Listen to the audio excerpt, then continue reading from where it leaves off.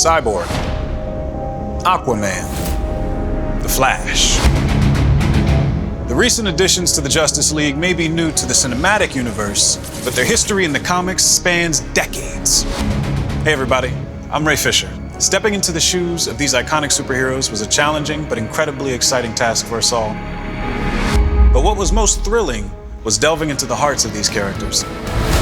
Their ideas, their psyches, their pasts, everything that shaped them up to the point we find them in the film. We had a blast injecting our personal spin on the roles as we came together and were officially inducted into the Justice League.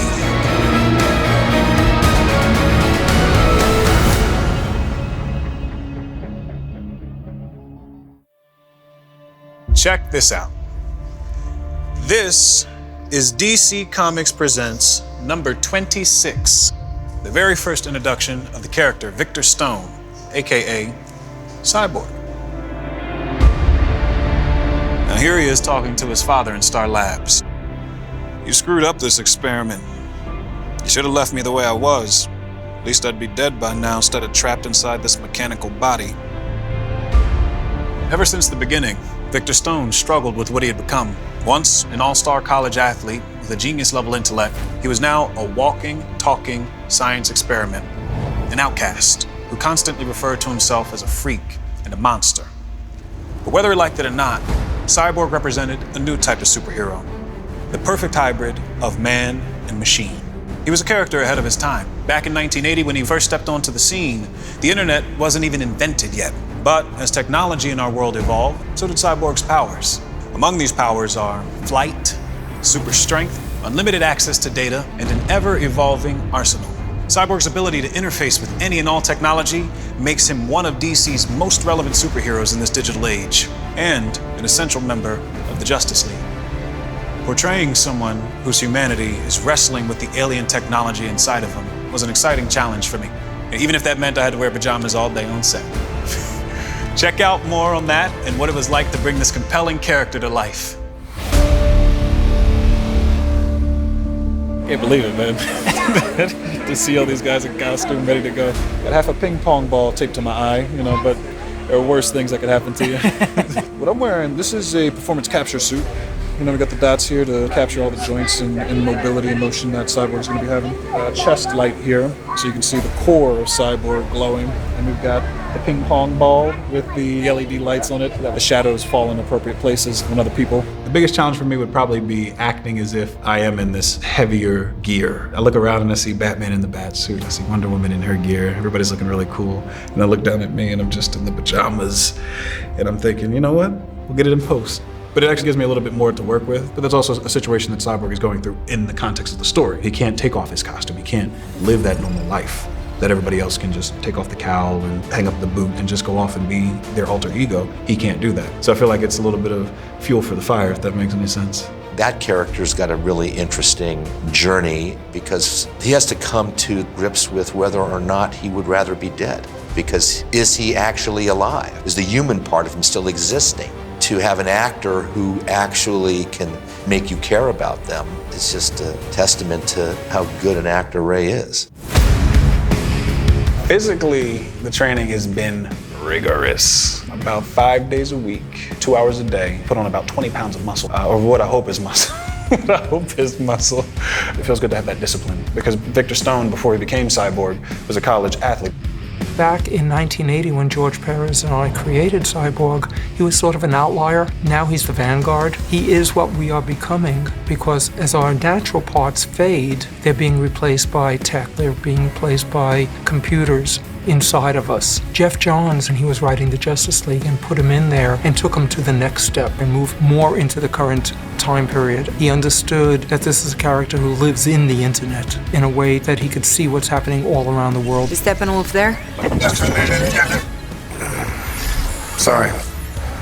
It's Bazarnov in northern Russia. Cyborg is always online. His epic backdrop is the digital landscape, and the digital landscape is so important to us today. It's such a part of our world. Our world would not function the same without it. And if you have mastery over that digital landscape, you have ultimate power. And what do you do with that power? We're all cyborgs these days. You got a cell phone in your pocket, I've got a cell phone in my pocket. And you feel naked if you don't have it. We've come to a place where we're so dependent on technology, we feel alone. So Cyborg is the amalgamation of those ideas. He's essentially the gateway to where I believe we may or may not be headed in the future. With Cyborg, it'll be interesting to see just how his technology can either help or hurt the human race. The possibilities are endless. Thanks, Alfred, but I'll take it from here. Do I know you? Most amazing of all the secrets of the sea is the story of Aquaman, who, like a water god of old, dwells in the dim, unknown depths of the ocean, leaping forth to do battle with the evils and injustices of the world we know. Now, that right there is from More Fun Comics number 73, the first ever appearance of Aquaman back in 1941, just 3 years after the debut of Superman. Now, as you see, Arthur Curry in the comics has a bit of a different look than our cinematic version. Over the course of 75 years, Aquaman has evolved from underrated and underestimated to one of the most beloved superheroes in the DC canon. And now, with Jason Momoa's badass version in Justice League, there's no doubt about it. Aquaman commands respect. I'm Aquaman. I was pretty excited. It's a bit of a dream come true. I've been a big surfer. I've never walked down a 60-foot pier with 12 water cannons going off. It's funny because like the water knocked me everywhere, which you don't actually see. Tried to hold it together, but it was amazing. I felt like a rock star. Jason, he embodies everything that Zach wanted to tell with that character. Sort of this anti-establishment, rock and roll attitude. He's very much the outsider and the lone wolf. When Zach picked me for the role, he told me he was someone who not really accepted on land, not really accepted in the sea. It's something I can identify with. Being raised in Iowa, born in Hawaii, two very different cultures. You're kind of a fish out of water. You're a bit of an outcast and you're a little different. He's definitely flawed, and I enjoy playing the flawed characters. He's kind of a big target when people are making fun of superheroes. And when I wrote the comic book in 2011, I wanted to tackle that head on because people question what Aquaman does. What's he bring to the party? On land, he's kind of a bit of a joke sometimes. In the water, he's the king. And I thought that contrast was very cool for a superhero. Even though it's not in the movie, I spent a lot of time thinking about scenarios where he lived with his father and his dad. He guarded the lighthouse, and he was definitely a blue collar, but he was exceptional in certain ways. He obviously has the power, he can help people. It's his human side, you know. I think that's what makes him special because he can tie the two worlds together. It's a big concern for me when we see Justice League because people are gonna be like, oh, he's drinking, he's this, he's gruff, he's an asshole, he's this outcast, but I'm like, you don't know what he's been through. And that's what I want them to know is like, what got this guy to go to the far reaches of the earth, to stay away from everyone, to be the way he is? What got him there? You got no powers, no offense. This guy might be working for the enemy, we don't know. I don't want to die. I'm young. He's a little rough around the edges, and then he becomes a good guy. He'll always help fight with the team, but then he's on his own. So he's the reluctant hero, and that's fun to play.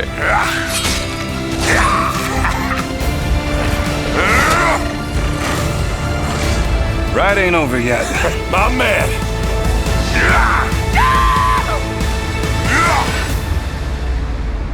This is the startling tale of the Flash, a man who was so fast that he not only outraced his own shadow, but also broke through the sound barrier on foot. Hold on to your seats as you read Mystery of the Human Thunderbolt. Now that's from the 1956 introduction of The Flash from Showcase number 4. Along with the debut of Barry Allen's Heroics, the Showcase series kickstarted the Silver Age of comics. And for decades, DC writers and artists have had tons of fun exploring everything this fascinating character has to offer. And not only is he the fastest man alive, his unique superpowers have launched storylines dealing with time travel, alternate dimensions, and even something called quantum tunneling. And this means the Flash can even walk through walls. Ezra Miller's depiction of the Flash remains true to who Barry Allen is. Good-natured, upbeat, with a brain that moves a mile a minute.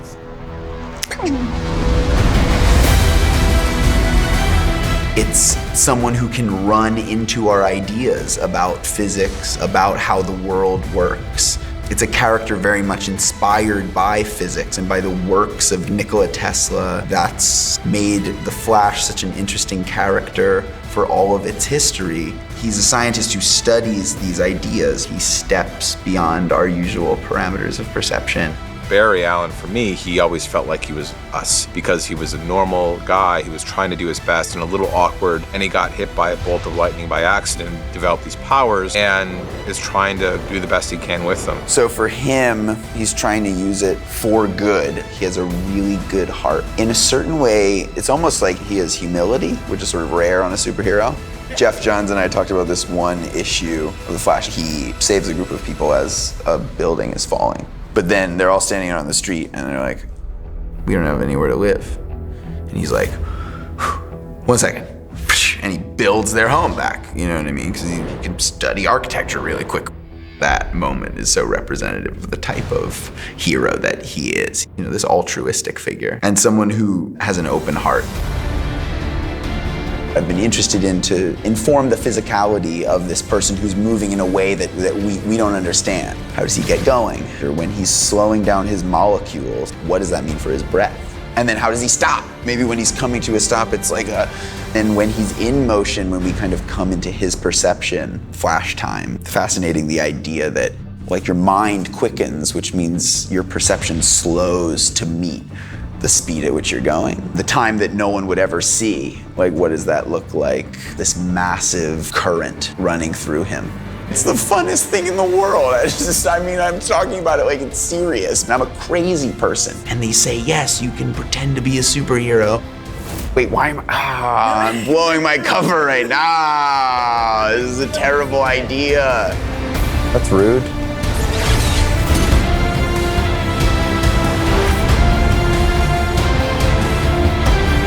Well, that's it. The League is united. Each of these 3 new characters plays an integral role on the team, and with over 180 combined years of comic issues and storylines, it's clear that there are infinite possibilities where Cyborg, Aquaman, The Flash, and the entire Justice League can go. I can't wait.